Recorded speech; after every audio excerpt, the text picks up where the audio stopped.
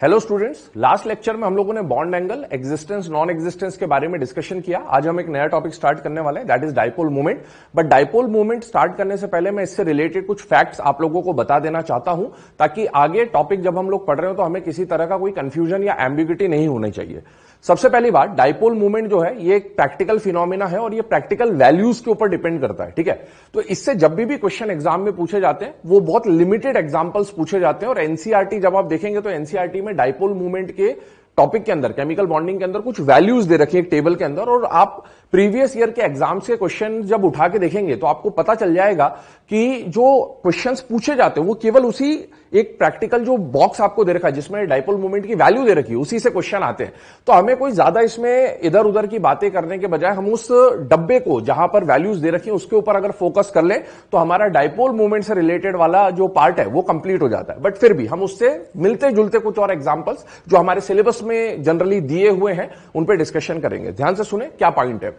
देखिए, कंफ्यूजन कहां पर क्रिएट होता है। डाइपोल मोमेंट आप लोगों ने प्रीवियस क्लासेस में पढ़ा है, आपको पता है कि डाइपोल मोमेंट का फॉर्मूला होता है म्यू से। एक तो इसको रिप्रेजेंट करते हैं, डाइपोल मोमेंट के सिंबल को म्यू से रिप्रेजेंट करते हैं, और साथ ही साथ इसका फॉर्मूला होता है क्यू इंटू डी। क्यू का मतलब हो जाता है चार्ज, कितने कूलम्स आया, ठीक है ना वो, या कितने इलेक्ट्रोस्टैटिक यूनिट आया वो, और डिस्टेंस जो है, distance is internuclear distance D. और हम ये जानते हैं हर मॉलिक्यूल में जहां पर भी पोलर बॉन्ड होगा वहां पर कुछ ना कुछ चार्ज सेपरेशन होगा, मतलब कुछ चार्ज डेवलप होगा, क्यू डेवलप होगा, और हर बॉन्ड की कुछ ना कुछ लेंथ होगी जिसे हम क्यू इंटू डी से रिप्रेजेंट कर रहे होंगे।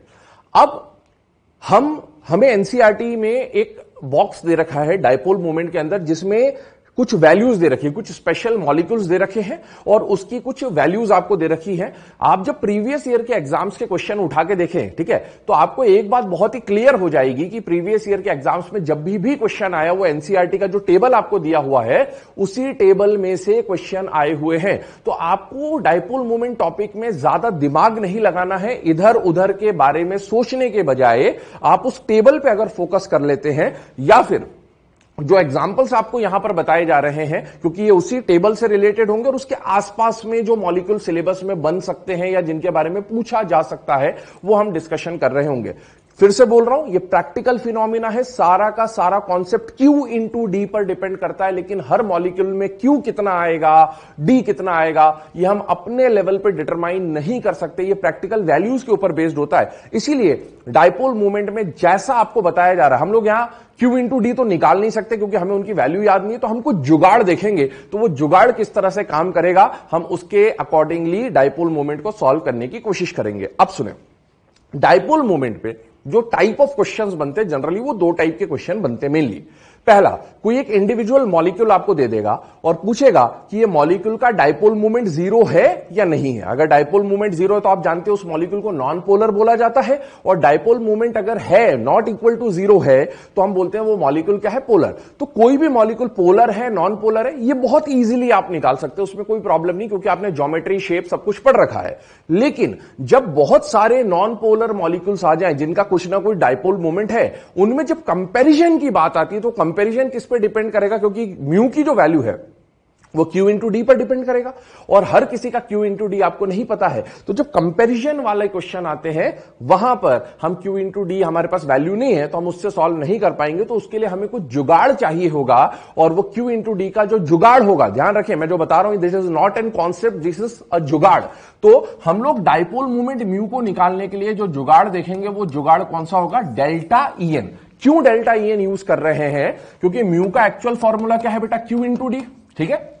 अब Q जो है चार्ज सेपरेशन है वो हम लोग जानते हैं, अगर डेल्टा ई एन ज्यादा होगा तो डेल्टा प्लस डेल्टा माइनस ज्यादा डेवलप होता है, इसका मतलब Q ज्यादा डेवलप होगा। अगर डेल्टा ई एन ज्यादा तो Q ज्यादा, और Q इंटू डी में जनरली ऐसा देखा गया है कि मैक्सिमम टाइम, वैसे तो दोनों पे डिपेंड कर रहा है पर ज्यादातर डोमिनेट कौन करता है, Q डोमिनेट करता है, इसलिए हम Q को प्रेफर करके डेल्टा ई एन से सॉल्व करेंगे। हालांकि इसके कुछ जो हम डेल्टा ई एन से सॉल्व करेंगे इसके कुछ एक्सेप्शंस आएंगे, but they are not exceptions, वो एक्सेप्शन नहीं होंगे एक्चुअल में, क्योंकि ये कॉन्सेप्ट है या जुगाड़ है तो ये जुगाड़ है and actual concept is Q into D, लेकिन इसकी वैल्यू ना होने के कारण हमें क्या यूज करना पड़ेगा, डेल्टा ई एन यूज करना पड़ेगा। चलिए स्टार्ट करते हैं टॉपिक, ठीक है, सिंपल सा टॉपिक है, मैंने आपको पहले ही बोल दिया एनसीईआरटी का जो टेबल है उसी से रिलेटेड क्वेश्चन पूछे जाते हैं और बहुत इजीली आप उन्हें सॉल्व कर सकते हैं। चेक करिएगा। डाइपोल मूवमेंट से रिलेटेड कुछ फैक्ट्स। पहली बात, डाइपोल मूवमेंट जो टॉपिक है, अभी हम लोग केमिकल बॉन्डिंग में कोवेलेंट मॉलिक्यूल्स की बात कर रहे हैं, तो हम लोग एक पॉइंट आप लोगों ने सुना होगा कि कोई भी कंपाउंड ना तो 100% आयनिक होता है ना 100% कोवेलेंट होता है। तो अगर हम किसी कोवेलेंट मॉलिक्यूल की बात कर रहे हैं तो उसके अंदर भी कुछ ना कुछ आयनिक कैरेक्टर या चार्ज सेपरेशन हो रहा होगा, और उसी को हम लोग यहां पर डिटरमाइन करने की कोशिश कर रहे हैं। तो polarity of a covalent molecule, covalent molecule में पोलर है, नॉन पोलर है, कितना चार्ज डेवलप हो रहा है, वो अगर आपको निकालना है तो वो किसके टर्म्स में मेजर किया जाता है? In terms of dipole movement. Dipole movement ज्यादा, मोर पोलर, डाइपोल मूवमेंट कम, लेस पोलर, इस तरह से जनरल स्टेटमेंट दिया जाता है। आगे, dipole movement is a vector quantity. ध्यान से सुने, ये स्केलर और वेक्टर में से कैसी क्वांटिटी है? Vector quantity. वेक्टर क्वांटिटी मतलब मैग्नीट्यूड के साथ साथ किस पर डिपेंड करेगा? डायरेक्शन पे। तो हम ये देखेंगे कि यहां पर direction will play an important role during vector sum, ठीक है। और having direction from less EN atom to more EN atom. जब भी सपोज किसी बॉन्ड की बात करूं, ए बी बॉन्ड की बात करूं, कोवेलेंट बॉन्ड है, तो कोवेलेंट बॉन्ड में डाइपोल मूवमेंट का जो किसी एक पर्टिकुलर बॉन्ड का जो डाइपोल मूवमेंट का डायरेक्शन होगा, उसे हम इस तरह से टेल्ड एरो से रिप्रेजेंट करते हैं। कैसे रिप्रेजेंट करते हैं बेटा? टेल्ड एरो से रिप्रेजेंट करते हैं, और टेल्ड एरो का जो टेल होगा वो लेस ईएन एटम की तरफ होगा। किस तरफ होगा? लेस इलेक्ट्रोनेगेटिव एटम की तरह। और जो हेड होगा वो किधर होगा? मोर इलेक्ट्रोनेगेटिव एटम की तरह। तो यही आपको स्टेटमेंट यहां दे रखा है कि जो डायरेक्शन ऑफ एरो होगा, टेल्ड एरो होगा, that will always be from less electronegative atom to more electronegative atom. चलिए आगे बात करते हैं यूनिट ऑफ डाइपोल मूवमेंट, है ना। तो जनरली हम देखेंगे कि हमारे सिलेबस में जब डाइपोल मूवमेंट की, वैसे तो अलग अलग यूनिट हो सकती है, बट हम लोग जनरली जो यूनिट यूज कर रहे होंगे, that unit will be debye, represented by D. Next, dipole movement of a polar covalent bond. Polar covalent bond मतलब ऐसा बॉन्ड जहां पर दो एटम्स हैं, ए बी एटम्स हैं, और दोनों का इलेक्ट्रोनेगेटिविटी अलग अलग है। तो दोनों में जरूर, अगर सपोज ए को मैंने क्या माना है बेटा? लेस इलेक्ट्रोनेगेटिव, और बी को मैंने क्या माना है? मोर इलेक्ट्रोनेगेटिव, ठीक है। तो आप ऑलरेडी इलेक्ट्रोनेगेटिविटी पढ़ चुके हैं और आपको पता है जिसकी इलेक्ट्रोनेगेटिविटी ज्यादा उसके ऊपर कौन सा चार्ज आ जाएगा? Delta minus. और जिसकी इलेक्ट्रोनेगेटिविटी कम उस पर क्या आ जाएगा? Delta plus. This is known as charge separation. और अभी हम लोगों ने बात करी कि जो डाइपोल मूवमेंट का डायरेक्शन होता है, टेल्ड एरो का डायरेक्शन होता है, that is from less electronegative atom to more electronegative atom, और ये इनके बीच का जो इंटरन्यूक्लियर डिस्टेंस है, that is represented by D. तो जब भी हम डाइपोल मूवमेंट म्यू को निकालने की कोशिश करेंगे तो that will be equal to the charge separation. किसी एक का चार्ज ले ले और चार्ज इनटू डिस्टेंस से हम लोग इसे निकाल सकते हैं। और यही मैं आपको बोल रहा था कि हमें हर मॉलिक्यूल में कितना चार्ज आएगा, एग्जैक्टली उसकी वैल्यू तो हम याद रख नहीं सकते, डी कितना होगा हम वो याद नहीं रख सकते। इसीलिए हम क्यू इंटू डी के बदले जो जुगाड़ यूज करेंगे वो जुगाड़ कौन सा होगा? Delta E N. और इसके मैंने बोले कुछ एक्सेप्शंस आएंगे, बट वो एक्चुअली एक्सेप्शन नहीं है, क्योंकि वो तो इस वैल्यू का रिजल्ट है, पर इसके अकॉर्डिंगली कहीं कहीं पर एक्सेप्शन आपको देखने को मिल सकता है, ठीक है। This is given charge and this is internuclear distance. Second case, अभी हम लोगों ने बात करी कि जब भी कोई बॉन्ड होगा, ए और बी के बीच में बॉन्ड होगा, तो बॉन्ड के केस में क्या मिलेगा आपको कि जिसकी इलेक्ट्रोनेगेटिविटी ज्यादा, डाइपोल मूवमेंट का डायरेक्शन उसकी तरफ जाएगा। लेकिन दूसरा case, in case of lone pair, ऐसा भी हो सकता है। जैसे मान लीजिए मैंने एग्जांपल लिया अमोनिया NH3, आप जानते हैं NH3 का स्ट्रक्चर वगैरह हम लोग पढ़ चुके हैं, तो इसका हाइब्रिडाइजेशन sp3 आएगा। नाइट्रोजन के साथ 3 हाइड्रोजन जुड़े हुए हैं और एक कौन जुड़ा हुआ है बेटा? Lone pair.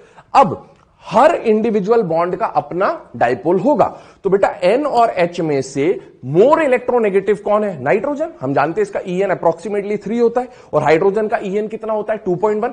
तो बेटा less electronegative to more electronegative, इस बॉन्ड का वेक्टर ऐसे चला गया, इस बॉन्ड का डाइपोल भी नाइट्रोजन की तरफ, इस बॉन्ड का डाइपोल भी नाइट्रोजन की तरफ, because less electronegative to more electronegative. लेकिन क्या लोन पेयर का खुद का कोई डाइपोल होगा? तो यस, अगर किसी मॉलिक्यूल में सेंट्रल एटम पे आपको लोन पेयर दिख रहा है तो एक कांस्टेंट बात है कि the direction of dipole will be, जब भी लोन पेयर होगा तो direction of dipole will be from central atom towards the lone pair, from central atom towards the lone pair always. अगर किसी सेंट्रल एटम पे लोन पेयर आ रहा है तो डायरेक्शन सेंट्रल एटम से लोन पेयर की तरफ होगी हमेशा। आगे 1 डिबाई, कन्वर्जन्स आपको दे रखे हैं। 1 debye is 1 into 10 to the power -18 electrostatic unit centimetre, ठीक है। दूसरा 1 debye is equal to 3.3 into 10 to the power -30 coulomb metres, आप यूनिट देखेंगे सीजीएस एमकेएस इस तरह से सिस्टम चेंज कर रखे, और एक इलेक्ट्रॉन का चार्ज, इलेक्ट्रोस्टैटिक्स में भी आप लोगों ने पढ़ा होता है, इन electrostatic unit is 4.8 into 10 to the power -10 ESU। ठीक है, ये जो कूलम मीटर वाली वैल्यू है 3.33 वाली जो वैल्यू है, इसको याद रखने की कोशिश करें क्योंकि ये एनसीईआरटी में मेंशन्ड है, कभी भी डायरेक्टली क्वेश्चन आ सकता है कि 1 divide in coulomb metre will be how much. तो आपको पता होना चाहिए कि ये वैल्यू इससे रिलेटेड है। चलिए अब सुने ध्यान से, अभी तक हम लोगों ने कई कॉन्सेप्ट्स पढ़े, जैसे हम लोगों ने ये पढ़ा कि जब वीबीटी की हम लोग बात करते हैं तो वीबीटी में हम लोग कैसे मॉलिक्यूल्स को डिस्कस करते हैं बेटा, डायटोमिक मॉलिक्यूल्स को। हाइब्रिडाइजेशन में हम लोग कैसे मॉलिक्यूल्स को डिस्कस करते हैं, पॉलीएटॉमिक स्पीशीज को। बॉन्ड एंगल जब हमने निकाला तो बॉन्ड एंगल आप जानते हैं, बॉन्ड एंगल में सबसे पहला काम क्या कर रहे थे हम लोग, हाइब्रिडाइजेशन निकाल रहे थे, और हाइब्रिडाइजेशन किनका निकलता है, पॉलीएटॉमिक स्पीशीज का। इसीलिए बॉन्ड एंगल भी हम लोगों ने किसके लिए देखा, पॉलीएटॉमिक स्पीशीज के लिए।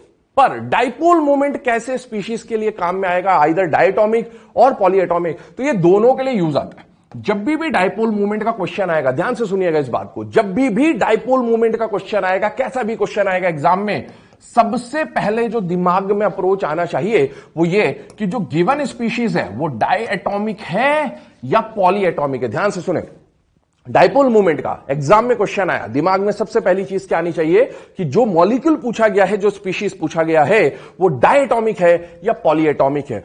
इसी के बेस पे हम लोग कॉन्सेप्ट बनाएंगे। क्यों? क्योंकि डायटोमिक स्पीशीज को सॉल्व करने का तरीका अलग होगा और पॉलीएटॉमिक स्पीशीज को सॉल्व करने का तरीका अलग होगा। क्यों ऐसा? क्योंकि डायटोमिक में दो ही एटम होंगे और दो ही एटम में वेक्टर का डायरेक्शन या तो इधर या तो इधर, मतलब एक ही वेक्टर बनेगा। ठीक है, तो इसमें सिंगल वेक्टर का काम आएगा, इसलिए हम इसको डायरेक्टली एक कॉन्सेप्ट से, फ्लो चार्ट से समझ लेंगे। लेकिन जब पॉलीएटॉमिक स्पीशीज आएगा तो वहां पर मोर देन वन वेक्टर आएंगे, मतलब एक से ज्यादा वेक्टर आएंगे, और एक से ज्यादा वेक्टर आना मतलब आपको वेक्टर सम करना पड़ेगा, जो कि आप फिजिक्स वगैरह में वेक्टर्स में पढ़ते भी है, तो वो हमें यूज करना पड़ेगा। बट वेक्टर सम फॉर्मूले से सॉल्व कर पाना हमारे लिए थोड़ा सा अनकंफर्टेबल होगा यहां पर, क्योंकि यहां बॉन्ड एंगल हम लोग जानते हैं 109.5 या मोर देन 109.5 या लेस देन 109.5 या हर हाइब्रिडाइजेशन का बॉन्ड एंगल अलग होता है। और cos 109.5 की वैल्यू अगर आपसे या मेरे से पूछ ले तो हम डायरेक्टली नहीं बता सकते, और एग्जाम में वो हमारे लिए फिजिबल नहीं होगा, उसमें टाइम बहुत ज्यादा लगेगा। इसीलिए पॉलीएटॉमिक स्पीशीज के लिए मैंने आपको पहले बोला हम लोग जुगाड़ यूज करेंगे, Q/D यूज नहीं करेंगे, हम जुगाड़ क्या यूज करेंगे, डेल्टा EN। चलिए पहले जैसे एग्जाम में डाइपोल मोमेंट का क्वेश्चन आया, पहले ये चेक करना डायटोमिक है या पॉलीएटॉमिक है। First we are discussing about diatomic molecules. देखिए डायटोमिक मॉलिक्यूल क्या, ऐसे मॉलिक्यूल जो दो एटम से मिलकर बने हो उन्हें क्या बोलते हैं बेटा, डायटोमिक, डायटोमिक। और डायटोमिक में दो बातें हो सकती हैं, या तो जो दोनों एटम आ रहे हैं वो सेम होंगे, ठीक है, और या जो दोनों एटम बॉन्डिंग में आ रहे हैं वो अलग अलग होंगे। ठीक है, अगर दोनों एटम सेम हैं डायटोमिक मॉलिक्यूल के, तो ऐसे डायटोमिक मॉलिक्यूल को हम लोग क्या बोलते हैं, होमोडायटोमिक। और अगर दोनों एटम्स अलग हैं डायटोमिक मॉलिक्यूल के, तो उन्हें हम लोग क्या बोलेंगे, हेट्रोडायटोमिक। अब होमोडायटोमिक के कुछ एग्जांपल्स आप लोग जानते हैं, बट फिर भी हम लोग देख लें, H2, F2, Cl2, Br2, I2, N2, O2, ये 2, वो 2, बहुत सारे 2 हैं, कोई से भी आ जाए, इनको हम लोग क्या बोलेंगे, होमोडायटोमिक मॉलिक्यूल। जबकि हेट्रो में है ना HF, HCl, HBr, HICO वगैरह वगैरह, ऐसे डायटोमिक मॉलिक्यूल के एग्जांपल्स आ सकते हैं। अब जैसे ही डायटोमिक दिखा, दिमाग में सीधा सा कॉन्सेप्ट, होमो है या हेट्रो है, बस ये देखना है आपको। अगर होमो डायटोमिक है, अगर होमो डायटोमिक है तो बेटा जैसे H2 की मैं बात कर रहा हूं, तो आप बताइए H2 ऐसा बनेगा, या F2 बनाओ तो भी ऐसा बनेगा, Cl2 बनाओ तो भी ऐसा ही बनेगा। दोनों एटम क्या होंगे, सेम। अच्छा, अगर दोनों एटम सेम हैं तो क्या किसी पर डेल्टा प्लस या डेल्टा माइनस डेवलप होगा, बिल्कुल नहीं। अगर delta plus delta minus develop नहीं हुआ तो बेटा म्यू का एक्चुअल फॉर्मूला क्या है, Q/D, है ना, Q/D। क्या चार्ज सेपरेशन हुआ, नहीं। अगर चार्ज डेवलप नहीं हुआ तो चार्ज कितना हो जाएगा, 0। अगर दो एटम्स के बीच में बॉन्ड बना है तो क्या कोई बॉन्ड लेंथ होगी या नहीं होगी, होगी। कितनी होगी ये हमें नहीं पता, हम यहां डी लिख देते हैं। Anything multiplied by 0 will always give a result 0। तो बेटा ये देखें, म्यू इंटू 0 इंटू कोई भी नॉन जीरो नंबर आप ले लें, आंसर कितना आने वाला है, 0। इससे हमें यह पता चल गया कि इसका म्यू कितना होगा, 0। लेकिन एग्जाम में आपके पास Q और D की वैल्यू नहीं होगी, तो जुगाड़ हमारा क्या था, डेल्टा EN। क्या जुगाड़ था, डेल्टा EN। और आप बताओ H और H का जब डेल्टा EN निकालूंगा, दोनों एटम सेम है, डेल्टा EN कितना आ जाएगा, 0 आ जाएगा। अगर डेल्टा EN 0 है, इसका मतलब है हम रिलेशन जो यूज करेंगे, जुगाड़ जो यूज करेंगे, that is mu directly proportional to delta E N. If delta E N is 0, हम लोग डायरेक्टली बोल देंगे म्यू इज इक्वल टू 0। किसके लिए? डायटोमिक के लिए। ध्यान से सुने, डायटोमिक का कॉन्सेप्ट अलग, पॉलीएटोमिक का कॉन्सेप्ट अलग। तो जो भी बोल रहा हूं दैट इज ओनली अवेलेबल या only applicable for diatomic species. तो डेल्टा ई एन 0, म्यू 0। और अगर म्यू 0 है तो आप बताइए यहां पर चार्ज सेपरेशन हुआ या नहीं हुआ? नहीं हुआ। चार्ज सेपरेशन नहीं होने का मतलब है कोई भी पोल डेवलप नहीं हुआ। अगर डेल्टा प्लस डेल्टा माइनस या पोल्स डेवलप नहीं हुए तो ऐसे स्पीशीज को, ऐसे मॉलिक्यूल्स को हम लोग क्या बोलेंगे? Non polar molecule. या फिर सीधा सा रिलेशन, म्यू 0 होने पर जो भी मॉलिक्यूल या स्पीशीज आएगा उस मॉलिक्यूल या स्पीशीज को क्या बोला जाएगा? Non polar molecule. आगे बात कर रहे हैं हेट्रोडायटोमिक। हेट्रोडायटोमिक मतलब दो एटम से बना हुआ है। डायटोमिक, हेट्रो मतलब दोनों अलग अलग होंगे, HF, HCl, HBr, HI। एक बात बताएं, अगर मैं HF डायटोमिक आते ही, डायपोल मूवमेंट का क्वेश्चन आते ही पहले देखें डाई है या पॉली है? ये सारे क्या है? डायटोमिक। डायटोमिक के लिए जुगाड़, mu directly proportional to delta E N. HF, HCl, HBr, HI, किसी का भी डेल्टा ई एन निकालो, डेल्टा ई एन क्या आएगा? Not equal to 0। अगर delta E N not equal to 0 है तो म्यू उसी से रिलेटेड है, डायरेक्टली प्रोपोर्शनल है, तो mu will also be not equal to 0। और अगर म्यू नॉट इक्वल टू 0 है तो ऐसे स्पीशीज को, ऐसे मॉलिक्यूल्स को हम लोग क्या बोलेंगे? Polar molecules. क्या बोलेंगे बेटा? Polar molecule. तो सीधा सा कॉन्सेप्ट। ऐसा हुआ क्यों? रीजन समझिएगा। सपोज मैंने HF लिया, ठीक है ना, ये मॉलिक्यूल हो गया हमारा। अब देखिए एग्जाम में क्वेश्चन आया HF के बारे में, पोलर नॉन पोलर। पहला क्वेश्चन मैंने आपको बोला था, यही पूछा जाता है कि मॉलिक्यूल का डायपोल मूवमेंट 0 होगा या नहीं होगा। बहुत इजीली निकाल सकते हैं। एग्जाम में HF दिखा, डायटोमिक है या पॉलीएटोमिक है? डायटोमिक है। डायटोमिक होते ही चेक करिए दोनों में बेटा यहां पर जो इलेक्ट्रॉन का पेयर होगा, क्या वो दोनों में इक्वली शेयर्ड होगा या ज्यादा फ्लोरीन की तरफ जाएगा? फ्लोरीन की तरफ जाएगा, क्योंकि हम जानते हैं उसका EN ज्यादा है। फ्लोरीन पे आएगा डेल्टा माइनस, हाइड्रोजन पे आएगा डेल्टा प्लस। अब म्यू का एक्चुअल फॉर्मूला क्या होता है? Q इंटू डी, है ना। म्यू का एक्चुअल फॉर्मूला क्या होता है? Q into D. बेटा क्या यहां डेल्टा प्लस डेल्टा माइनस आया या नहीं आया? आया। कितना आया वो मुझे नहीं पता, वैल्यू हम याद नहीं रखेंगे, बस हम देख रहे हैं कि डेल्टा EN आया या नहीं आया, Q आया या नहीं आया। आया मतलब यहां पर Q की कुछ वैल्यू होगी, this will be non zero. और दो एटम्स के बीच में अगर बॉन्ड बना है तो क्या इंटरन्यूक्लियर डिस्टेंस भी होगा कुछ ना कुछ, जीरो तो नहीं होगा। तो ठीक है, दो नॉन जीरो वैल्यूज का जब मल्टीप्लीकेशन आप करेंगे तो ऑब्वियसली ये जो वैल्यू आएगी वो जीरो तो नहीं आएगी, तो this will be not equal to zero. तो इसीलिए हम बोल रहे हैं कि जब हेट्रोडायटोमिक स्पीशीज आएगा, हेट्रोडायटोमिक स्पीशीज आएगा तो mu not equal to zero आएगा। और उसे हम बार बार ऐसे सॉल्व करने के बजाय डायरेक्टली डेल्टा EN से देख लेंगे। तो फॉर डायटोमिक सीधा सा कॉन्सेप्ट, ठीक है। क्या एग्जाम में क्वेश्चन आया डायपोल मूवमेंट का, सबसे पहले देखना है कि डायटोमिक स्पीशीज का क्वेश्चन है या पॉलीएटोमिक का है। अभी तक हमने केवल डायटोमिक का डिस्कशन किया। डायटोमिक में देखना है होमोडायटोमिक है या हेट्रोडायटोमिक है। अगर होमोडायटोमिक है, सीधा answer dipole movement zero and molecule will be non polar. और अगर हेट्रोडायटोमिक है तो mu not equal to zero and molecule will be polar. अब सुने, दूसरे टाइप का क्वेश्चन मैंने आपको क्या बोला, एक तो डायरेक्ट मॉलिक्यूल के बारे में पूछेगा कि पोलर है या नॉन पोलर है, या म्यू जीरो है या नॉट इक्वल टू जीरो। और दूसरा कंपैरिजन का क्वेश्चन, और कंपैरिजन कैसे पता चलता है? म्यू की वैल्यू से। भाई इन दोनों में अगर कंपेयर करना है तो इसके म्यू की वैल्यू और इसके म्यू की वैल्यू पता होगी तभी तो मैं कंपेयर कर पाऊंगा। और म्यू कैसे कंपेयर होगा? By Q into D. पर मुझे इनके Q और D का एग्जैक्ट वैल्यू तो पता नहीं है, तो मुझे एक जुगाड़ चाहिए एग्जाम में क्वेश्चन को सॉल्व करने के लिए। और वो जुगाड़ हमारे लिए कौन है? Delta EN। और बेटा इनके लिए हम लोग डेल्टा EN से सॉल्व करेंगे। देखें, comparison of dipole movement among different molecules. और स्पेशली अभी जो मैं बात कर रहा हूं वो कैसे मॉलिक्यूल्स हैं? डायटोमिक और पॉलीएटोमिक। तो we are discussing about diatomic molecules. देखें, for diatomic molecules mu directly proportional to delta EN। अब एग्जांपल आपको दिया HF, HCl, HBr, HI। अब आप देखो क्या ये डायटोमिक है या नहीं है। सबसे पहले आपको क्या करना है? म्यू चेक करना है। अगर डायटोमिक है तो कैसा डायटोमिक है? होमो या hetero? Hetero, hetero, hetero, hetero, मतलब सबका कुछ ना कुछ डायपोल मूवमेंट होगा। अब किसका डायपोल मूवमेंट ज्यादा या कब, वो कौन डिसाइड करेगा? Delta EN। बेटा HF का डेल्टा EN जब हम निकालते हैं वैल्यू तो आपको पता है सबसे ज्यादा आएगा। HCl का डेल्टा EN थोड़ा कम, HBr का कम और HI का और कम।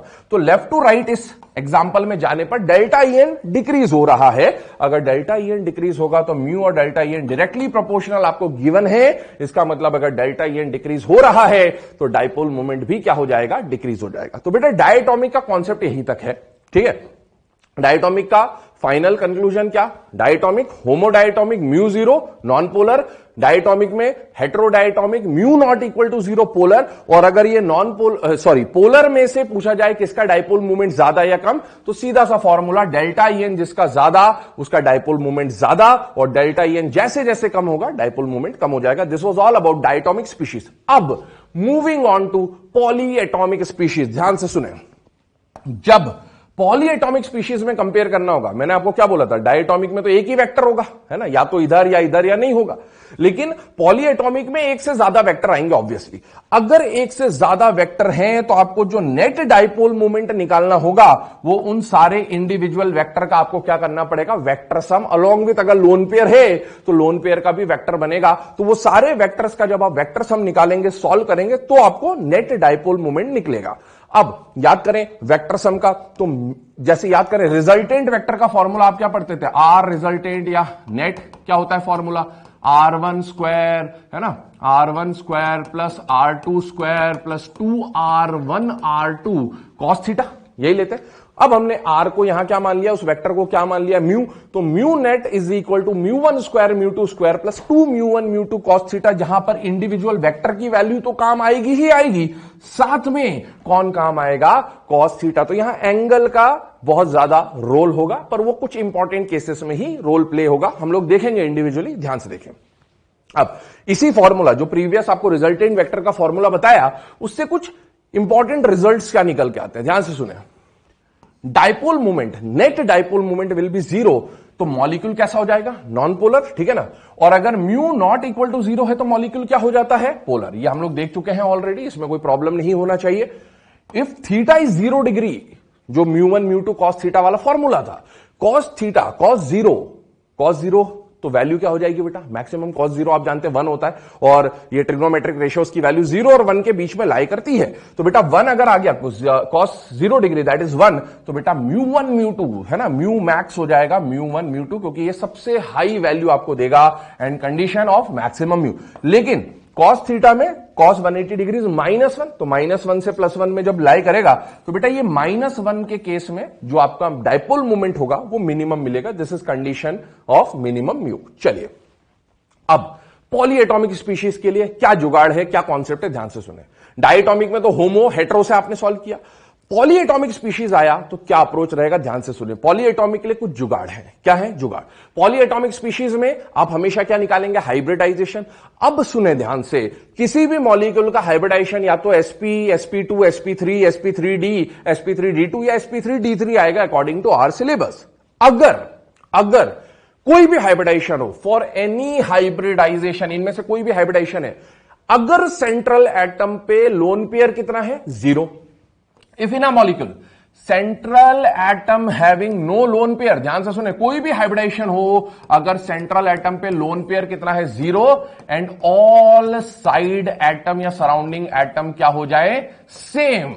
अगर ये दो कंडीशन है for any hybridization in polyatomic species, if lone pair on central atom is 0 and all side atom या surrounding atom are same, then particularly सभी का डाइपोल मूवमेंट कितना आता है, 0। ये सब प्रैक्टिकल वैल्यूज देखा हुआ है। क्यों ऐसा होता है, क्योंकि वो जो स्ट्रक्चर बन के आए थे बीएससी पीआर में, linear, trigonal, planar, tetrahedral, other जो भी स्ट्रक्चर्स आए थे, अगर सारे साइड एटम सेम हैं, कोई लोन पेयर नहीं है, तो बेटा सभी का जो रिजल्टेंट सम आता है वेक्टर का, वो आपस में कैंसल आउट होके क्या आ जाता है, 0। तो ऐसे मॉलिक्यूल्स के लिए सीधा सा जुगाड़ है, कोई भी हाइब्रिडाइजेशन आ जाए, अगर सेंट्रल एटम पे लोन पेयर 0 और सारे साइड एटम सेम है, then definitely the molecule will be non polar and its dipole movement will be 0, ठीक है। जैसे एग्जांपल की बात करें, CO2, ध्यान से सुने, डाइपोल मूवमेंट का क्वेश्चन आते ही क्या देखना है, डायटोमिक है या पॉलीएटॉमिक है। ये क्या है, डाई है या पॉली है, पॉली।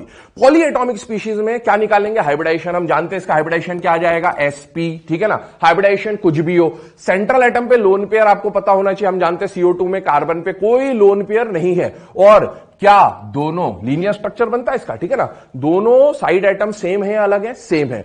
ऐसे केसेस में आपको स्ट्रक्चर बनाना आए ना आए, सीधा सा आंसर क्या आ जाएगा कि if In polyatomic species, central atom is having no lone pair and all side atoms are same, then always the dipole moment will be zero and molecule कैसा हो जाएगा? Non-polar. अब ध्यान से सुनिएगा एक बात को, यहां ये जो नॉन पोलर बोला गया, ये किसको बोला गया? मॉलिक्यूल को। पूरा मॉलिक्यूल नॉन पोलर है। क्यों नॉन पोलर है बेटा? कार्बन ऑक्सीजन में, ध्यान से सुनिएगा, कार्बन ऑक्सीजन में मोर इलेक्ट्रोनेगेटिव कौन है? ऑक्सीजन।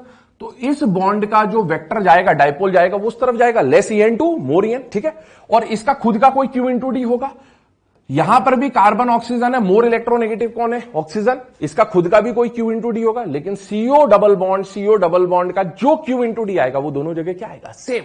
और इसीलिए इसका जो Q/D मतलब म्यू का वैल्यू आएगा और इसका जो Q/D म्यू का वैल्यू आएगा, दोनों इक्वल एंड ऑपोजिट होंगे। और हम जानते हैं दो इक्वल एंड ऑपोजिट वेक्टर हमेशा एक दूसरे को क्या कर देते हैं? कैंसिल आउट कर देते हैं। और इसीलिए नेट जो वेक्टर का वैल्यू आ जाएगा वो जीरो। पर इतना फिजिक्स लगाने के बजाय सीधा सा एक कॉन्सेप्ट बता दिया, जुगाड़ बता दिया, उससे हम लोग सॉल्व करेंगे। दूसरी बात, ये पूरा मॉलिक्यूल नॉन पोलर हो गया क्योंकि दोनों ने कैंसिल कर दिया। लेकिन अगर आपसे सिर्फ इस बॉन्ड के बारे में बात किया जाए, सिर्फ C डबल बॉन्ड O के बारे में बात किया जाए, तो ये बॉन्ड नॉन पोलर है या पोलर है? तो this bond is polar, polar bond. ध्यान सुने, एग्जाम में क्वेश्चन पूछता है ना, लैंग्वेज पे कई बार फोकस नहीं रहता, उसकी वजह से गलती हो जाती है। इन CO2 मॉलिक्यूल, है ना, CO बॉन्ड इज पोलर। अब हम लोगों के दिमाग में क्या आता है कि CO2 कैसा है? Non polar. पर वो नॉन पोलर बॉन्ड है या मॉलिक्यूल है? मॉलिक्यूल नॉन पोलर है ओवरऑल, लेकिन बॉन्ड इंडिविजुअल कैसा है? पोलर। ये बॉन्ड पोलर, ये बॉन्ड पोलर, पर दोनों की पोलैरिटी इक्वल एंड ऑपोजिट होने की वजह से कैंसिल हो जाती है और मॉलिक्यूल कैसा हो जाता है? Non polar. चलिए moving on to the next case. Example देखें BF3, ध्यान से सुनिएगा। BF3 डाइपोल मूवमेंट में क्वेश्चन आते ही पहले ये देखना है मॉलिक्यूल डायटोमिक है या पॉलीएटॉमिक है। बताइए BF3 क्या है बेटा? पॉलीएटॉमिक। पॉलीएटॉमिक के लिए सबसे पहले क्या निकालोगे? हाइब्रिडाइजेशन। हम जानते हैं इसका हाइब्रिडाइजेशन क्या निकलेगा? sp2 की ज्योमेट्री क्या होती है? ट्राइगोनल प्लेनर, ठीक है। अब क्या BF3 में कोई लोन पेयर होता है या नहीं होता है? सेंट्रल एटम की बात हो रही है, ठीक है ना। तो सेंट्रल एटम पे कोई लोन पेयर नहीं, मतलब यहां पर लोन पेयर क्या हो गया? जीरो। इस कंडीशन को ध्यान से देखें। क्या सारे साइड एटम सेम है? तो yes, all side atom are same. आपको और कुछ आए ना आए, if in a polyatomic species central atom having no lone pair and all side atom are same, then result हमें directly पता है कि dipole moment, net dipole moment will be zero and molecule will become non-polar। पर ये cancel कैसे हुए उसका concept समझने की कोशिश करिए। ध्यान से देखें, तीनों बोरॉन फ्लोरीन के जो बॉन्ड है बेटा, बोरॉन और फ्लोरीन में मोर इलेक्ट्रोनेगेटिव कौन है? फ्लोरीन। तो इस वेक्टर का डायरेक्शन ऊपर, लेस En2 मोर En, लेस En2 मोर En, ये गया। अब आप इसको फिजिक्स के कॉन्सेप्ट के हिसाब से देखें। ये जो मैंने हॉरिजॉन्टल लाइन बनाई है, ये सेंट्रल एटम को रिप्रेजेंट कर रहा है ना। इसी तरह से सॉल्व करेंगे। सेंट्रल एटम के ऊपर जितने वेक्टर हैं उनका रिजल्टेंट निकालने, सेंट्रल एटम के नीचे जितने वेक्टर हैं उनका रिजल्टेंट निकालने। बेटा एक वेक्टर ऊपर जा रहा है ऐसा, और ये किसकी वजह से है? Due to fluorine. किसकी वजह से? Due to fluorine. और इन दोनों वेक्टर का जब आप रिजल्टेंट निकालेंगे तो एक इधर है एक इधर है, तो वो नेट कहां आएगा? नीचे। नेट कहां आएगा? नीचे। और ये रिजल्टेंट भी किन दो की वजह से? फ्लोरीन। तो इसको भी बोलेंगे ड्यू टू फ्लोरीन। ध्यान से सुने, जुगाड़ बता रहा हूं सॉल्व करने के लिए। जब भी स्ट्रक्चर से सॉल्व करना होगा तो देखें, ड्यू टू फ्लोरीन, क्या दोनों का डायरेक्शन ऑपोजिट है? यस। और दोनों फ्लोरीन की वजह से है, मतलब दोनों एक दूसरे को क्या कर देंगे? कैंसिल आउट कर देंगे। इसीलिए नेट डाइपोल मोमेंट कितना हो जाएगा? जीरो। तो इस जुगाड़ से हम लोग सॉल्व कर सकते हैं, या फिर आप triangle law of vector addition से भी सॉल्व कर सकते हैं कि तीनों का रिजल्टेंट क्या आ जाएगा? जीरो। लेकिन हर बार वेक्टर एडिशन लगाने के बजाय हम लोग इस तरह से जुगाड़ से सॉल्व कर लेंगे। चलिए अगेन इसमें एक बात देखें, molecule is non polar but individual BF bond is polar. चलिए other example, CH4, PCl5, SF6, IF7, ये सारे वो मॉलिक्यूल्स हैं बेटा जो पॉलीएटॉमिक है। दूसरा, सेंट्रल एटम पर zero lone pair, sp3 hybridization, sp3d hybridization, sp3d2 and sp3d3 hybridization, उन्हीं के केसेस हैं विथ जीरो लोन पेयर। और इसमें सारे साइड एटम सेम है, सारे साइड एटम सेम है, सारे साइड एटम सेम है, सारे साइड एटम सेम है। तो इस केस के अकॉर्डिंगली सभी का डाइपोल मोमेंट कितना आ जाएगा? जीरो। चलिए केस नंबर 2 पॉलीएटॉमिक के लिए ध्यान से सुने, क्या है? If in a molecule central atom has one lone pair. क्या बोला? Central atom has one lone pair. मतलब अभी हमने जीरो लोन पेयर की केस देख लिया। अब अगर सेंट्रल एटम पर लोन पेयर का वैल्यू कितना है? 1, फिर साइड एटम कुछ भी हो, कैसा भी हो, कुछ नहीं चेक करना है, सीधा सा रिजल्ट है कि अगर सेंट्रल एटम पे एक लोन पेयर हो तो ऐसे मॉलिक्यूल का डाइपोल मोमेंट ऑलवेज कितना आएगा, mu not equal to zero. और mu not equal to zero है तो मॉलिक्यूल कैसा हो जाएगा, पोलर। बॉन्ड कैसा भी हो सकता है, नॉन पोलर पोलर, पर मॉलिक्यूल हमेशा कैसा आएगा, पोलर। तो अगर पॉलीएटॉमिक स्पीशीज में आपको सेंट्रल एटम पे एक लोन पेयर दिख गया, सीधा सा रिजल्ट है उसका डाइपोल मूवमेंट हमेशा नॉट इक्वल टू जीरो होगा। जैसे एग्जांपल देखें, अमोनिया NH3 स्ट्रक्चर बना हुआ है आपके सामने। NH3 में आप देख सकते हैं this is central atom nitrogen, ठीक है ना। सेंट्रल एटम के साथ एक लोन पेयर है, this is the lone pair, और 3 हाइड्रोजन जुड़े हुए हैं।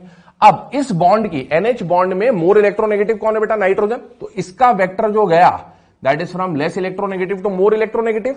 NH बॉन्ड में less electronegative to more electronegative, less electronegative to more electronegative, ठीक है। और लोन पेयर आने पर from central atom towards the lone pair direction जाएगा हमेशा। अब आप देखिए जुगाड़ मैंने क्या बताया, वैसे तो ये जो जुगाड़ है इससे आप सॉल्व करें। क्या इस मॉलिक्यूल में सेंट्रल एटम पे एक लोन पेयर है, यस। पॉलीएटॉमिक में सेंट्रल एटम पे एक लोन पेयर है, बिना कुछ सोचे समझे लगा सकते हैं आंसर कि mu will not be equal to zero और मॉलिक्यूल कैसा होगा, पोलर। लेकिन सॉल्व करने का तरीका, जुगाड़ जो है ना, अगर जुगाड़ है सारा, वैसे तो आपको पता है कि रिजल्टेंट कैसे निकलेगा, μ1 square μ2 square plus 2μ1 μ2 cos theta. अब सुने, इसमें एम्बिग्युइटी क्या आएगी भाई, इससे सॉल्व करोगे, ध्यान सुनना, इससे सॉल्व करोगे तो बेटा पहले इसको μ1 इसको μ2 मानोगे, इन दोनों का रिजल्टेंट इससे निकालोगे, फिर वो जो रिजल्टेंट आएगा उससे इसको सॉल्व करोगे, फिर वो जो रिजल्टेंट आएगा उससे इसको सॉल्व करोगे, ये हो गया। और ये सॉल्व करने में बहुत ज्यादा टाइम वेस्ट होगा। दूसरी बात, कॉस थीटा, आपको पता है अमोनिया में ये जो बॉन्ड एंगल होता है कितना होता है, 107 डिग्री। अब cos 107 की वैल्यू अगर गिवन नहीं है तो आप सॉल्व नहीं कर पाएंगे। इसीलिए हम इस फॉर्मूले को यूज ना करते हुए सीधा सा जुगाड़ देख रहे हैं। और वो जुगाड़ क्या है कि अगर पॉलीएटॉमिक स्पीशीज में सेंट्रल एटम पे एक लोन पेयर है तो dipole moment will always be not equal to zero. दूसरी बात सुने, बॉन्ड को देखिए, NH का बॉन्ड, क्या डेल्टा EN का डिफरेंस है, यस। मतलब ये बॉन्ड कैसा हो जाएगा, पोलर। बॉन्ड इज पोलर और ओवरऑल मॉलिक्यूल भी कैसा है, पोलर। तो अगर पूछे NH3 की bond is polar, yes, molecule is polar, yes. दोनों बात क्लियर है। दूसरी बात, इसको सॉल्व करने का जो मैं जुगाड़ बता रहा था वेक्टर से, क्या ये सेंट्रल एटम N को इस तरह से जो हॉरिजॉन्टल लाइन बनाई है ये किसको रिप्रेजेंट कर रहा है, सेंट्रल एटम को, ठीक है ना। अब सेंट्रल एटम से ऊपर जितने वेक्टर है उनका रिजल्टेंट निकाल लो। ऊपर एक ही वेक्टर है और वो वेक्टर कैसा जा रहा है, ऊपर, और वो वेक्टर किसी एटम की वजह से है या लोन पेयर की वजह से, ड्यू टू लोन पेयर। और नीचे जितने, सेंट्रल एटम से नीचे जितने वेक्टर है, 3H है ना, तीनों वेक्टर का रिजल्टेंट निकालिए। बेटा 3D में जब आप चेक करोगे, नाइट्रोजन है, नाइट्रोजन से ऊपर एक लोन पेयर है और बाकी 3 हाइड्रोजन, 1 2 3, इन तीनों को जब आप 3D में सॉल्व करोगे तो तीनों का रिजल्टेंट कैसा आएगा, ऊपर की तरफ आएगा। तो बेटा तीनों जो नीचे वाले हाइड्रोजन उनका रिजल्टेंट ऊपर, पर रिजल्टेंट की वैल्यू किसकी वजह से आ रही है, ड्यू टू लोन पेयर और ड्यू टू हाइड्रोजन, तो ड्यू टू हाइड्रोजन। अब आप देखें इन दोनों वेक्टर को जब हम सॉल्व कर रहे हैं तो दोनों वेक्टर का डायरेक्शन ऑपोजिट है या सेम है, सेम है। अगर डायरेक्शन सेम है तो बताइए वेक्टर ऐड होंगे या सब्ट्रैक्ट होंगे, ऐड होंगे। और अगर ये दोनों वेक्टर ऐड हो गए तो ऑब्वियसली ये जीरो तो नहीं होगा और इसीलिए इसका डाइपोल मूवमेंट क्या आ जाता है, नॉट इक्वल टू जीरो। दूसरी बात ध्यान से सुने, अगर मान लो ऐसा होता कि, ठीक है, अगर मान लीजिए यहां पर जो NH3 वाला केस अभी हमने लिया, इसी में ये सेंट्रल एटम हो गया आपका, ये सेंट्रल एटम हो गया आपका। सेंट्रल एटम से ये जो लाइन हमने बनाई सेंट्रल एटम की, एक लोन पेयर वाला जो वेक्टर है ऊपर और बाकी तीनों का वेक्टर मान लीजिए कोई दूसरा मोर इलेक्ट्रोनेगेटिव एटम लाइक फ्लोरीन होता और ये डायरेक्शन कैसा आता, नीचे सपोज, ठीक है। ये होता ड्यू टू लोन पेयर और ये होता due to any side atom X, ठीक है, ऐसा मान लिया। और दोनों का डायरेक्शन कैसा है, ऑपोजिट। क्या दो ऑपोजिट डायरेक्शन के वेक्टर सब्ट्रैक्ट होंगे या ऐड होंगे, तो सब्ट्रैक्ट होंगे। लेकिन ऊपर वाला जो मैग्नीट्यूड है वो किसकी वजह से, लोन पेयर, और नीचे वाला जो मैग्नीट्यूड है that is due to an atom X। दोनों का डायरेक्शन ऑपोजिट है, लेकिन दोनों का मैग्नीट्यूड कभी भी बराबर नहीं होगा। और इसीलिए लोन पेयर का अगर डायरेक्शन है तो वो लोन पेयर ही कैंसिल कर सकता है, या एक्स का डायरेक्शन मैग्नीट्यूड है तो वो एक्स ही कैंसिल कर सकता है। इसीलिए दोनों सब्ट्रैक्ट जरूर हो जाएंगे, लेकिन कैंसिल एग्जैक्टली कैंसिल नहीं होंगे। तो ऐसा सिनेरियो आने पर भी डाइपोल मोमेंट क्या आ जाएगा, नॉट इक्वल टू जीरो। तो इसीलिए सीधा सा कॉन्सेप्ट है कि जब भी सेंट्रल एटम के पास एक लोन पेयर आ जाए, साइड एटम कैसे भी आए, dipole moment always not equal to zero. चलिए moving on to the next case. दो केस पढ़े, क्या पढ़े, पॉलीएटॉमिक में अगर लोन पेयर जीरो, सारे side atom same, dipole moment always zero. अगर सेंट्रल एटम पे लोन पेयर एक है ना, तो always not equal to zero. इसके अलावा दो लोन पेयर आए, दो से ज्यादा आए, या सेंट्रल एटम पे जीरो लोन पेयर और साइड एटम्स अलग अलग हो, इन सारे केसेस में आपको हमेशा स्ट्रक्चर से, ज्योमेट्री से सॉल्व करना पड़ेगा। इनके केसेस आंसर जीरो हो भी सकते हैं, नहीं भी हो सकते हैं। If in a molecule central atom has more than one lone pair, इसका मतलब है सेंट्रल एटम के लोन पेयर 2 और मोर हो जाएं, तो आपका डाइपोल मोमेंट जीरो आ भी सकता है, नहीं भी आ सकता है। और यह पता कैसे चलेगा, ज्योमेट्री से सॉल्व करने पर, स्ट्रक्चर से सॉल्व करने पर। देखें एग्जांपल देखें, जैसे कौन सा एग्जांपल लिया, H2O। डाइपोल मोमेंट का क्वेश्चन है, डायटॉमिक है या पॉलीएटॉमिक है, ये चेक करेंगे। सबसे पहले H2O कैसा है बेटा, पॉलीएटॉमिक में सेंट्रल एटम कौन है, ऑक्सीजन। हाइब्रिडाइजेशन निकाला, आप जानते हैं क्या हाइब्रिडाइजेशन आएगा, sp3, ठीक है ना, sp3 हाइब्रिडाइजेशन आया, ऑक्सीजन, ठीक है, 2 हाइड्रोजन है और 2 क्या आ गए, लोन पेयर, है ना। ये स्ट्रक्चर तो हम नॉर्मल जो बनाते हैं वैसा बना दिया, बट एक्चुअल में टेट्राहेड्रल स्ट्रक्चर होगा। अब ध्यान से सुने, कितने लोन पेयर है बेटा, 2। अगर 0 लोन पेयर होता, साइड एटम सेम होता, 0, 1 लोन पेयर होता, नॉट इक्वल टू 0। लेकिन 2 या 2 से ज्यादा लोन पेयर आने पर ऑलवेज चेक करना पड़ेगा स्ट्रक्चर से। चेक करिए क्या डायरेक्शन आएंगे वेक्टर्स के, from central atom towards the lone pair, ये इसका डायरेक्शन है, from central atom towards the lone pair.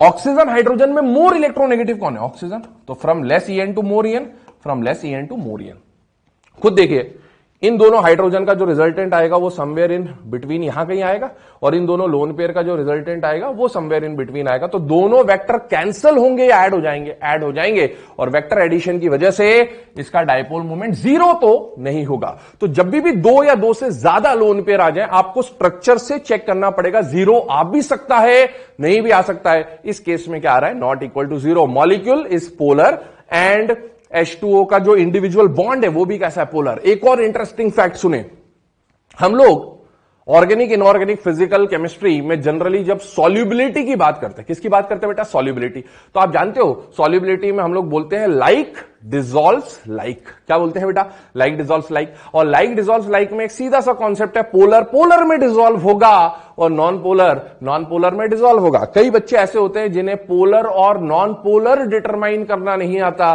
तो बेटा ध्यान से सुने, बाद में जब सॉल्युबिलिटी की बात करेंगे, जब भी मैं बोलूंगा कि कोई सॉल्वेंट या कोई सॉल्यूट पोलर है, तो बेटा वो पोलर का मतलब कैसे डिसाइड होगा, बाय डाइपोल मोमेंट। अगर किसी का dipole moment not equal to zero है, तो वो जो भी होगा, सॉल्यूट होगा, सॉल्वेंट होगा, स्पीशीज, जो भी स्पीशीज होगा, उसे हम बोलेंगे पोलर स्पीशीज। और अगर किसी को बोला जा रहा है नॉन पोलर, तो वो नॉन पोलर कैसे डिटरमाइन किया गया है, बाय इट्स डाइपोल मोमेंट। तो ध्यान रखें, बाद में जो हम सॉल्युबिलिटी में पोलर नॉन पोलर बोलेंगे, वो भी किससे डिटरमाइन होता है, डाइपोल मोमेंट्स। और आप जानते हैं वाटर इज यूनिवर्सल सॉल्वेंट, है ना, water is a universal solvent. और ये कैसा सॉल्वेंट होता है बेटा, पोलर, अमोनिया, पोलर सॉल्वेंट। तो ये पोलर कैसे डिटरमाइन होते हैं, क्योंकि इनका डाइपोल मोमेंट क्या होता है, नॉट इक्वल टू जीरो। जबकि बेंजीन, याद करें बेंजीन, है ना, बेंजीन, कार्बन टेट्राक्लोराइड, इन्हें आप बोलते हैं कि these are non polar molecules या नॉन पोलर सॉल्यूट सॉल्वेंट। क्यों बोलते हैं, क्योंकि इनका डाइपोल मोमेंट क्या आता है, जीरो। चलिए सेकेंड केस पे मूव कर रहे हैं, इसी में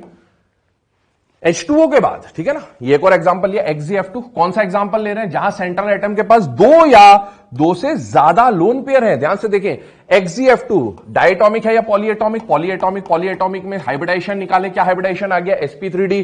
0 लोन पेयर वाला केस नहीं है, 1 लोन पेयर वाला केस नहीं है, है ना, वो हम लोग इससे पहले डिस्कस कर चुके हैं। इसमें कितने लोन पेयर है, 3। याद करें, sp3d में लोन पेयर हो या मल्टीपल बॉन्ड हो, कौन सी पोजीशन ऑक्यूपाई करता है, इक्वेटोरियल। तो बेटा 3 इक्वेटोरियल पोजीशन पे कौन आ गए, लोन पेयर, और दोनों फ्लोरीन एक्सियल और एक्सियल पे आ गए। अब ध्यान से सुने, इसे कैसे कैसे सॉल्व किया गया? तो बेटा ये जो लोन पेयर है, ये जो लोन पेयर है और ये जो लोन पेयर है, from central atom towards the lone pair direction, from central atom towards the lone pair, from central atom towards the lone pair, ये तीनों जो हैं ये ट्राइंगल बन रहे थे।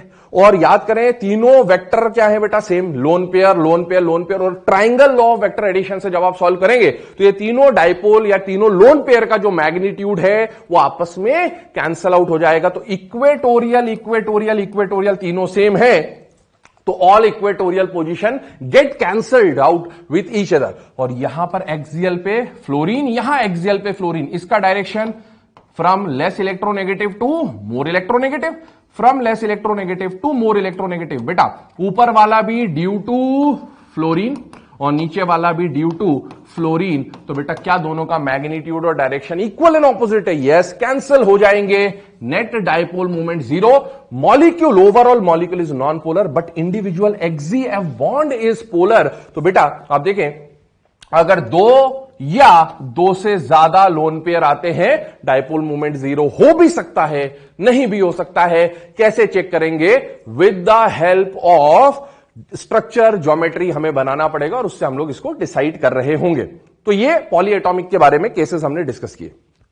अब आगे सुने अगला case. If in a molecule side atoms are different, अभी तक तो हमने मेनली जो बात करी सेम साइड एटम थे, 0 lone pair, 1 lone pair, 2 lone pair, then it may be polar और non polar depending on the vector sum. ठीक है ना? ये मतलब फर्स्ट और सेकंड केस के अलावा कोई सा भी केस आए तो वो स्ट्रक्चर से सॉल्व होगा। जैसे एग्जांपल देखें, PCl3F2, ध्यान से सुनिएगा, PCl3F2 पॉलीएटॉमिक स्पीशीज है। हाइब्रिडाइजेशन आपने निकाला, कौन सा हाइब्रिडाइजेशन आ गया? sp3d। कौन सा हाइब्रिडाइजेशन आ गया? sp3d। इसके बाद वाला एक केस देखें, PCl2F3 है ना, पॉलीएटॉमिक स्पीशीज है, हाइब्रिडाइजेशन निकाला, कौन सा हाइब्रिडाइजेशन आ गया? sp3d। ठीक है, अब सुने, sp3d हाइब्रिडाइजेशन में सेंट्रल एटम पे आप देखें दोनों केस में लोन पेयर कितना है? 0।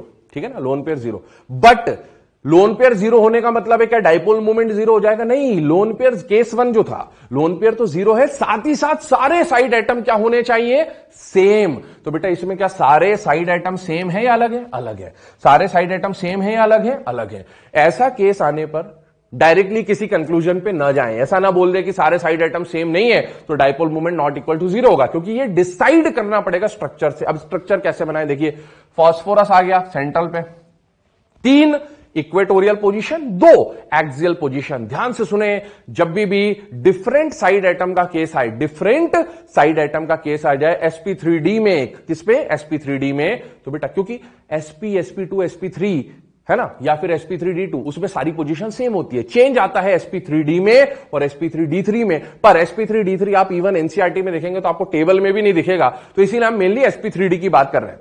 जब sp3d में डिफरेंट साइड आइटम्स आ जाए तो ध्यान से सुनिएगा, एक कॉन्सेप्ट बता रहा हूं, वैसे इसे बेंट रूल बोलते हैं, बट क्या कंडीशन देखें, अगर मोर इलेक्ट्रोनेगेटिव साइड एटम है, कौन है बेटा? मोर इलेक्ट्रोनेगेटिव साइड एटम, और दूसरा 2 अलग अलग साइड एटम आएंगे, तो 2 अलग अलग साइड एटम में एक मोर इलेक्ट्रोनेगेटिव साइड एटम होगा और एक लेस इलेक्ट्रोनेगेटिव साइड एटम होगा। किसको कौन सी पोजीशन पे रखना है? किसको कौन सी पोजीशन पे रखना है? ध्यान से सुने, मोर इलेक्ट्रोनेगेटिव साइड एटम कौन सी पोजीशन पे जाना पसंद करता है? एक्सियल पोजीशन पे। कौन सी पोजीशन पे जाना पसंद करता है? एक्सियल। अगर साइड एटम के लिए axial position, more electronegative side atom के लिए एक्सियल पोजीशन अवेलेबल है, वो हमेशा प्रेफर करेगा एक्सियल पोजीशन पर जाना, और लेस इलेक्ट्रोनेगेटिव साइड एटम के लिए अगर कोई पोजीशन अवेलेबल है और वो इक्वेटोरियल है तो वो हमेशा इक्वेटोरियल पोजीशन को ऑक्यूपाई करना पसंद करता है। तो ध्यान रखें कि जब भी डिफरेंट साइड एटम्स आ जाए और sp3d हाइब्रिडाइजेशन हो तो more electronegative will occupy axial and less electronegative atom will occupy, try to occupy equatorial position. अब देखें कैसे सॉल्व किया। इवन याद रखें, डबल बॉन्ड, मल्टीपल बॉन्ड्स या लोन पेयर आएगा वो भी कहा जाता है इक्वेटोरियल पे। अब देखिए, जैसे PCl3F2, ठीक है, फास्फोरस आ गया, अब 3 इसने इक्वेटोरियल पोजीशन तैयार करी है, 1 2 3, और 2 इसने एक्सियल पोजीशन तैयार करी है। अब बताइए, क्लोरीन और फ्लोरीन में से, फ्लोरीन तो क्या है बेटा? मोर ईएन वाला, और क्लोरीन क्या है बेटा? लेस ईएन वाला, है ना। तो अब बताइए, मोर इलेक्ट्रोनेगेटिव और लेस इलेक्ट्रोनेगेटिव में से लेस इलेक्ट्रोनेगेटिव साइड एटम कहां जाएगा? इक्वेटोरियल पे। कितने इक्वेटोरियल पोजीशन होते हैं? 3। क्या 3 क्लोरीन है? यस, क्लोरीन क्लोरीन क्लोरीन, ठीक है, तीनों ने पोजीशन ऑक्यूपाई कर लिया। अगर कम ज्यादा होते तो फिर वो सेकेंडरी केस बनता। मोर इलेक्ट्रोनेगेटिव कौन है? फ्लोरीन। और क्या दो एक्सियल पोजीशन, मोर इलेक्ट्रोनेगेटिव कहां जाएगा? एक्सियल पे। क्या दो फ्लोरीन के लिए दो एक्सियल पोजीशन अवेलेबल है? यस, मतलब वो एक्सियल पोजीशन ऑक्यूपाई करेंगे। इसी तरह से इसको देखें, PCl2F3 सेंट्रल एटम, कितने इक्वेटोरियल पोजीशन है? 3, ठीक है। इलेक्ट्रोनेगेटिविटी के हिसाब से लेस ईएन वाला कहां जाएगा? इक्वेटोरियल पे। लेस ईएन कौन है? फ्लोरीन या क्लोरीन? क्लोरीन। क्लोरीन इक्वेटोरियल पे, क्लोरीन इक्वेटोरियल पे। इसको भूल जाइए थोड़ी देर के लिए, ठीक है ना। एक और इक्वेटोरियल है पर एक क्लोरीन एक्स्ट्रा नहीं है, तो यहां क्लोरीन नहीं आ पाएगा, इसको भूल जाइए। मोर इलेक्ट्रोनेगेटिव कौन है बेटा? Fluorine. More electronegative will occupy axial. Axial position कितनी होती है? 2। फ्लोरीन, फ्लोरीन यहां आ गया। अब तीसरा फ्लोरीन बच रहा है, उस तीसरे फ्लोरीन को भी कहां जाना था? एक्सियल पे। एक्सियल पोजीशन तो बची नहीं, मजबूरी में उस फ्लोरीन को कहां जाना पड़ेगा? इक्वेटोरियल पे। तो इस तरह से ये स्ट्रक्चर्स बन रहे हैं, ठीक है ना। अब सुने क्या हुआ। क्या ये तीनों chlorine equatorial equatorial equatorial same side atom है या नहीं है? इसका वेक्टर, इसका वेक्टर और इसका वेक्टर तीनों equal and opposite, vector sum 0। Fluorine fluorine equal and opposite cancel, net dipole movement आ जाएगा 0। तीनों क्लोरीन इक्वेटोरियल कैंसल, दोनों एक्सियल फ्लोरीन आपस में cancel, net dipole movement 0। Molecule is non polar. और यहां देखिए PCl2F3 में बेटा इस इक्वेटोरियल पोजीशन को देखो, क्या ये तीनों कैंसल हो पाएंगे? नहीं। क्यों नहीं? इसका वेक्टर इधर, इसका वेक्टर इधर, इसका वेक्टर इधर, इन दोनों क्लोरीन का रिजल्टेंट बीच में आएगा। और ये किसकी वजह से आया? Due to chlorine. और इसका जा रहा है डायरेक्शन इधर, ड्यू टू फ्लोरीन। क्या क्लोरीन और फ्लोरीन आपस में कैंसिल होंगे? नहीं, क्योंकि दोनों का मैग्नीट्यूड अलग होगा। तो बेटा ये तो कैंसिल नहीं हुआ। इवन ये फ्लोरीन और ये फ्लोरीन मान भी लिया आपने, कैंसिल हो जाए, एग्जैक्टली कैंसिल नहीं होंगे क्योंकि साइड एटम अलग है, थोड़ा सा रिपल्शन लगेगा, ये स्ट्रेट नहीं होंगे। बट इन दोनों से भी आप देख सकते हो कि ये कैंसिल नहीं होंगे और dipole movement will not be equal to 0 and molecule कैसा हो जाएगा? पोलर। एग्जाम में क्वेश्चन पूछता है इन दोनों के बारे में कि PCl3F2 और PF3Cl2 में से which molecule is having more dipole movement. तो आपको ये स्ट्रक्चर पता होना चाहिए और ये स्ट्रक्चर बनाने के लिए इस कॉन्सेप्ट की जरूरत पड़ेगी आपको। तो देखें, दोनों में से PCl3F2 का डायपोल मूवमेंट क्या आ रहा है? 0। और PF3Cl2 का डायपोल मूवमेंट क्या आ रहा है? Not equal to 0। तो we can easily say that this molecule is having more dipole movement than the other molecule, ठीक है। इस तरह से हमने पॉलीएटॉमिक के केसेस यहां पर डिस्कस किए। अब आगे क्या पॉइंट है? Identify polar and non polar species among the following. आपको बहुत सारे मॉलिक्यूल्स दिए हैं, एग्जांपल दिए हैं, उसमें से किसका डायपोल मूवमेंट 0 होगा, नहीं होगा, ये आपको डिटरमाइन करना है। मैं एग्जांपल्स यहां पर शो कर रहा हूं, ट्राई आप खुद करेंगे, वीडियो लेक्चर पॉज करके आप ट्राई कर ले, बाद में उनका एक्सप्लेनेशन यहां पर गिवन होगा, ठीक है। एग्जांपल्स आपके सामने गिवन है। अब देखिए, इसमें इंडिविजुअली अगर मैं डिस्कस करूं वन बाय वन, देखिए सबसे पहले कौन सा मॉलिक्यूल आ रहा है? SO3। देख लें, डायटोमिक और पॉलीएटॉमिक, सारे पॉलीएटॉमिक है, स्ट्रक्चर बनाए। SO3 का हाइब्रिडाइजेशन देखें, क्या बन जाएगा बेटा? sp2। sp2 में लोन पेयर सेंट्रल एटम पे क्या है? 0। क्या ऑल साइड एटम सेम है बेटा? Yes, all side atom are same. मतलब सीधा सा आंसर है, डायपोल मोमेंट कितना आ जाएगा? 0। कैसे आ गया 0? देखें, स्ट्रक्चर बनाते हैं आप SO3 का, ऐसा बनता है, ऐसा बनता है, ऐसा बनता है। ये हमने सेंट्रल एटम के लिए हॉरिजॉन्टल लाइन बना दी, more electronegative, more electronegative, more electronegative. Central atom से ऊपर वाले वेक्टर का रिजल्टेंट, एक ही वेक्टर है ऊपर, ड्यू टू ऑक्सीजन है। इन दोनों वेक्टर सेंट्रल एटम से नीचे वालों का रिजल्टेंट निकालेंगे, इधर आएगा, नीचे आएगा, और कैसा आएगा? ये भी साइड एटम कौन है? ऑक्सीजन। क्या दो equal and opposite vector cancel हो जाएंगे? यस, डायपोल मोमेंट क्या आ जाएगा? 0। चलिए हटा रहा हूं इसको। अगला केस देखें, ठीक है, इसका डायपोल मूवमेंट क्या निकाल दिया हमने? 0, ठीक, कंडीशन बता दी। SO2 हाइब्रिडाइजेशन sp2, ठीक है। सेंट्रल एटम पे लोन पेयर कितना आया? 1। सेंट्रल एटम पे एक लोन पेयर आया, सीधा answer, dipole movement will not be equal to 0। Dipole movement will not be equal to 0। क्यों हुआ? याद करें, ध्यान से देखें, हाइब्रिडाइजेशन के हिसाब से ऐसा स्ट्रक्चर बनेगा बेटा SO2 का, ऐसा स्ट्रक्चर बनेगा SO2 का। और इस स्ट्रक्चर को जब आप देखेंगे तो बेटा एक बात समझ में आ रही है कि direction central atom towards lone pair, मोर इलेक्ट्रोनेगेटिव। सेंट्रल एटम को हॉरिजॉन्टल लाइन बनाते हुए ऊपर वाला वेक्टर ऊपर गया, किसकी वजह से है? Due to LP, lone pair. और इन दोनों ऑक्सीजन का रिजल्टेंट बीच में आएगा, पर इसका आ रहा है ड्यू टू ऑक्सीजन। दोनों वेक्टर का डायरेक्शन ऑपोजिट है, लेकिन एक लोन पेयर की वजह से है, एक ऑक्सीजन की वजह से कैंसिल नहीं होंगे, एग्जैक्टली कैंसिल नहीं होंगे, सिर्फ सब्ट्रैक्ट होंगे, तो डायपोल मोमेंट कुछ ना कुछ बचेगा, ये कंडीशन आ जाती है इसके बारे में। ठीक है, इन दो का रिजल्ट आ गया, बाकी इसी तरह से आप ट्राई करते रहिए। देखिए क्या रिजल्ट आ रहा है, तीसरा केस देख रहे हैं, CH4 hybridisation sp3, central atom पे लोन पेयर कितने हैं, सेंट्रल एटम पे लोन पेयर कितने हैं, 0। क्या सारे साइड एटम सेम है, यस, डायपोल मोमेंट क्या आ जाएगा, 0।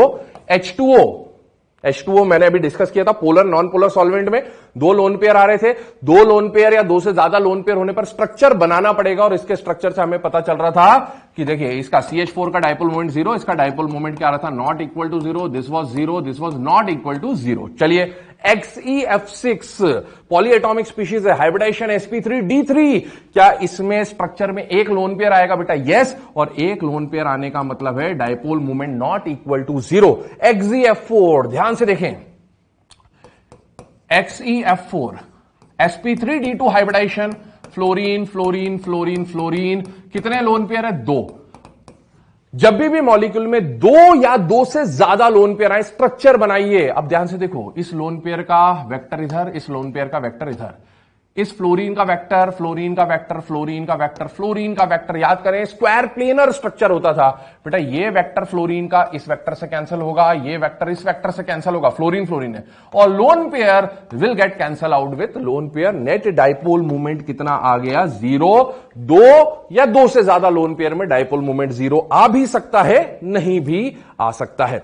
CH3Cl क्लोरोमीथेन की बात कर रहे हैं, ध्यान से देखें, lone pair 0, but all side atom are not same, all side atom are not same. Structure बना के चेक करेंगे, CH3 का हाइब्रिडाइजेशन sp3, CH3Cl का हाइब्रिडाइजेशन sp3, ये स्ट्रक्चर बन गया है ना। क्लोरीन को कहीं भी लगा लो, आंसर पे कोई फर्क नहीं आएगा, क्योंकि sp3 में सारी जो पोजीशंस होती है वो सेम होती है। क्या क्लोरीन मोर इलेक्ट्रोनेगेटिव है, ऊपर गया, और कार्बन और हाइड्रोजन में मोर इलेक्ट्रोनेगेटिव कौन है बेटा, कार्बन। ये वेक्टर इधर आया, इन तीनों को सॉल्व करें, ये हॉरिजॉन्टल लाइन बना दी, एक वेक्टर ऊपर क्लोरीन, और इन तीनों का रिजल्टेंट भी ऊपर जाएगा, दोनों वेक्टर आपस में ऐड हो जाएंगे। ऐड हो गया तो डायपोल मोमेंट कभी भी 0 नहीं हो सकता। ध्यान से सुने, क्लोरो मीथेन ऑर्गेनिक केमिस्ट्री में पढ़ते हैं, पोलर सॉल्वेंट की तरह भी यूज करते हैं इसे। आगे POCl3 हाइब्रिडाइजेशन sp3 POCl3 है ना, ये टेट्राहेड्रल स्ट्रक्चर बन गया।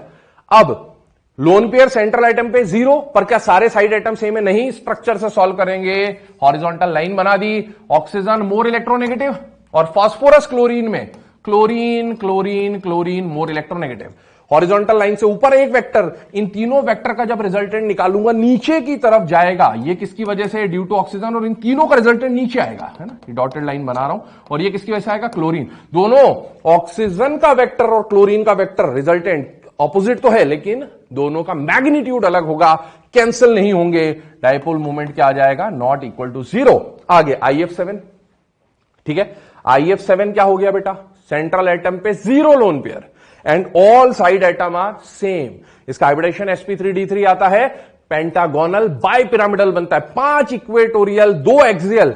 बेटा पांचों इक्वेटोरियल पे फ्लोरीन है, 72 72 72 72 72, पांचों आपस में कैंसल, इक्वेटोरियल वाले, और फ्लोरीन 90 आपस में कैंसल, नेट डायपोल मूवमेंट 0। और अगला आ रहा है BRF5, इस मॉलिक्यूल में कितना लोन पेयर आएगा, एक लोन पेयर आया, मतलब mu will not be equal to 0, और स्पीशीज कैसा हो जाएगा, पोलर। तो जिनका डायपोल मूवमेंट 0 वो नॉन पोलर, और जिनका dipole movement not equal to 0 वो मॉलिक्यूल कैसे आ जाएंगे, पोलर। ठीक है ना, रिजल्ट आपके सामने यहां पर मैं एक बार मेंशन कर दे रहा हूं, चेक कर लीजिएगा। ठीक है, polar and NP represents non polar and P represents polar. ठीक है।